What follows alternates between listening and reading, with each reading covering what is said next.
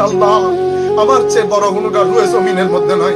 আল্লাহ দুনিয়ার যত পানি আমার গুনাহ তার চেয়ে বেশি, দুনিয়ার যত গাছ গাছের পাতা আমার গুনাহ তার চেয়ে বেশি, আসমান জমিনের মাঝখানে যত খোলা জায়গা আমার গুনাহ তার চেয়ে বেশি। এই কথা বলছেন আর কাঁদছেন, বলছেন আর কাঁদছেন। এক বুজুর্গ ব্যক্তি পাশে বসা, উনি আল্লাহর দরবারে ফরিয়াদ করলেন, আল্লাহ বড় গুনাহগার হবে, ক্ষমা করে দেন মাওলা। সে এশারের নামাজের পর থেকে কাঁদছে। তো আমি পাশে গেলাম, চাদর উঠাইতে বললাম যে বেটা এত অল্প বয়স, এত কান্নাকাটি করতে হয় না, চাদরটা একটু সরান, আমি দেখি বেটা তুমি কে। চাদর সরানোর দেয় বুজুর্গ ব্যক্তি কাবার পাশে বেহুশ হয়ে পড়ে যায়। হুশে এসে বলে, যার কারণে বেহুশ হই, চাদর তুলে দেখি এটা আর কেউ না, আলে রাসূলের ইমাম, ইমাম আলী জাইনাল আবেদিন রাদিয়াল্লাহু তাআলা আনহু।